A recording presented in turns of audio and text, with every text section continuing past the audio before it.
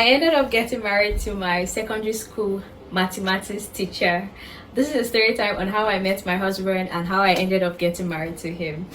So I met my husband for the first time when I was 14 years old, when I just recently entered SS1. So during that period, the second term just started, and my husband was a new teacher in the school, which is Whole Person Academy, and he came in as a copper that knows how to teach mathematics, even though at some point they didn't want to employ him because he was actually on the younger age. Do you get? So his age difference with that of SS3 was not much, but I was in SS1 during that period. I was in SS1 during that period when he came to the school, and trust me, nothing happened. It was just a student and teacher relationship. Like during that era, it was just student and teacher that knows how to flog his students and student that doesn't know how to solve mathematics. That was just what the relationship during that era when I first met him for the first time. And I used to chop cane. They flog me. He's a type of math teacher that if you fail his test, his assignment, or even exam, he will flog you. Yeah, it was that bad that he will flog you. He has his own funny side when teaching, but he has a serious side, and trust me, you don't want to joke with his serious side during that period when we're still in, when I was still in my SS1. Everybody was scared of him. Like, nobody likes their math teacher. I don't like him doing that part. I don't like him. When he came into the school new, of course, everybody was like crushing, but when we knew he's the type that knows how to flog, if I catch him passing here, if he's moving in this direction, you will see me going to turn around, because like I don't want to cross paths with him. No, he flogs. What I mean, he flogs. He gives this teacher back then that says, put your head on your decks, that the cane goes phew phew phew phew phew phew. That's the kind of teacher he was. There was one time back in senior secondary school when I was still in my SS1, like it happened so many times, but let me tell you one of the stories that happened. So he gave us an assignment, and the assignment, everybody's supposed to score. The assignment is actually 5/5. It's a math solving question stuff, and me, like, what I mean, I don't know maths. I studied accounting, but I don't know. I keep arguing with people that mathematics and accounting is two different things. Like, I understand accounting way better than mathematics. Like, mathematics doesn't sink in my head. So, throwback when we were in school, and he gave us assignments, and the assignment was actually over 5. And during that period, he came to the class and told everybody that he has marked our scores, and like almost everybody failed, just few people that passed. And he said he's really annoyed that he's going to be flogging everybody that failed. So he said that the pass mark for this course is the pass mark is actually 2.5.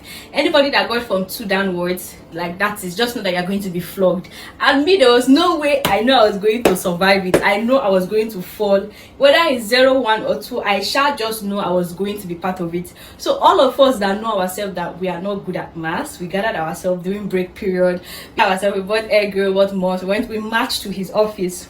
It was so funny that I went on my knees. I was begging him. We're all just begging him that, sir, please, we know that we fumbled. We know we are going to not be among the people that pass this test, this assignment. Please, sir, pardon us. Please, sir, don't flog us.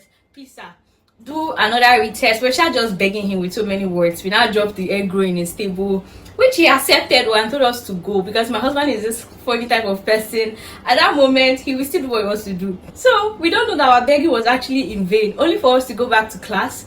He told we the SS2 to stay back in class, and he later came into the class, only for him to walk in the class and told everybody to stand up, that anybody that he calls his name that passed should sit down. So he was calling different names. They called people that passed. So when they started calling people that got from 2.5, people sat down. They called 2, I did not hear my name. They called 1, I did not hear my name. They called 0.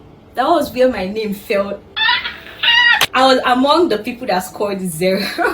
My twin sister said at least she tried. That one, she was among the people that scored 2, but she was still going to be flogged because the pass mark was 2.5. Us, we that came to beg him, he said one of us should come and go to his office, which was my friend.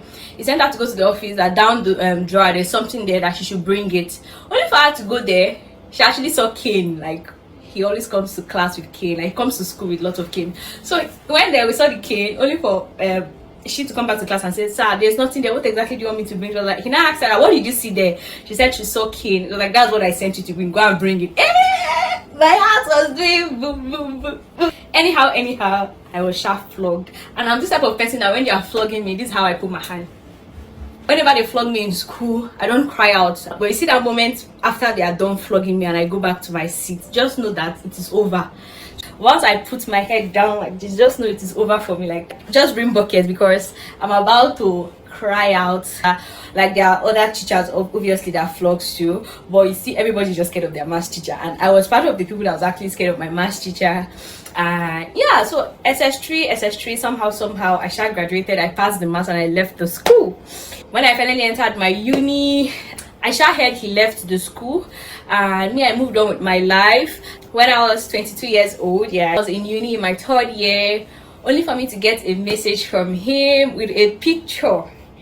He started this message with a picture. His picture was 4 of my friends in school, including my twin sister. During that period, I do talk to my old friends, and they told me that he has moved to Canada, and I was like, oh, that's good for him. Oh. And that was it. I was like, good afternoon, Mr. Paul. Like, I still refer to him as Mr. Paul. Now he's actually my baby. So I was like, good evening, Mr. Paul. He was like, hi, Blessing, how are you? I was like, I'm fine, sir. And I told him, oh, I heard you are in Canada now. How is Canada? How is life there? So it's just like chit chat. He asked me how about my school. I told him I'm schooling. Asked me about my age. He was asking me some random questions, and I just didn't take it seriously. I didn't know he was like just checking me out. Once in a week, he always sends me a message asking how I'm doing, how is school life, and all that. So only for one very day that I was back home in Nigeria because strike happened. So while everybody was busy celebrating Valentine, I actually posted something on my status saying I'm single. He replied and he was like, we are plenty that don't have a vow to, do you get? My mom was on my case like, go to church. So only for me to dress up this day, I went to church. I came back and I was like, okay, let me take a picture. It's been a while. And I made a video and I posted it on my status, only for him to view the picture, the video. And he replied to the picture and was like, fine girl. And I was like, did he just call me a fine girl? And he went ahead asking me, how much is Edo's bride price? Like, I was now thinking of what was coming up. So I told him, let me go and ask my mom. I went to ask my mom. My mom was like, Edo don't sell their daughters. That if he's ready, he should come when he's ready. So I told him, Edo doesn't sell their daughters. When he's ready, he should come prepared. And he went with the, what if I'm serious? And I was like, are you? Then he replied me with, only if you feel it is right. And in my head, I was like, is it right for a teacher to be toasting their students? And that was when it hit me that, but I'm not a student anymore. Like, I'm not a student, number one. I'm all grown up. I'm of age. So, like, why am I acting weird? So I went on replying him saying, I really don't know what to say right now.